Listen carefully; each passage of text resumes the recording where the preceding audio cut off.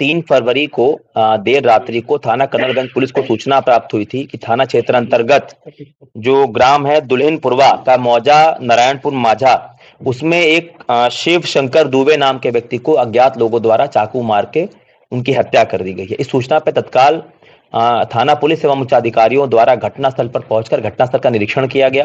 Forensic unit को भी मौके पर बुलाया गया, साक्ष्य संकलन की कार्रवाई की गई।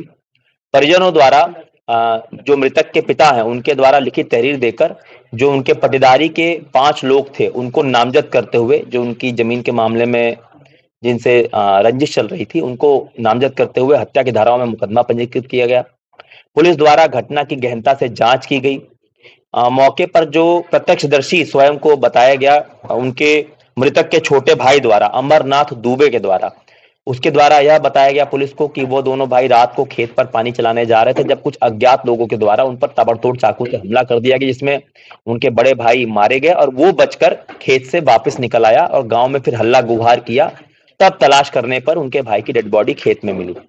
उसके द्वारा जब उसके और जानकारी चाहिए गई तो कई ऐसी बातें निकल कर आई जो लगातार विरोधाभासी और संदिग्ध थी। इस पे जब शक हुआ तो पुलिस के द्वारा सभी पहलुओं पर इस मुकदमे में जांच की गई।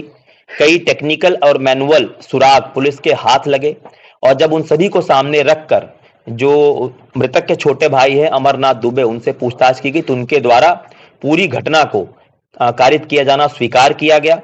और जो उनसे पूछताछ में पुलिस को जानकारी हुई, जो मुख्य हत्यारोपी इस पूरे प्रकरण में निकल कर आए हैं अमरनाथ दुबे, जो मृतक के छोटे भाई भी हैं, उसके द्वारा बताया गया कि वह पढ़ना लिखना चाहता था। उसने हाई स्कूल की जो परीक्षा है वो गोंडा से पढ़ाई की उसकी पूरी, और इंटर और ग्रेजुएशन उसने इलाहाबाद से किया। उसके उपरांत वह दिल्ली यूपीएससी की कोचिंग करने चला गया। 2 साल वहां उसने कोचिंग भी की।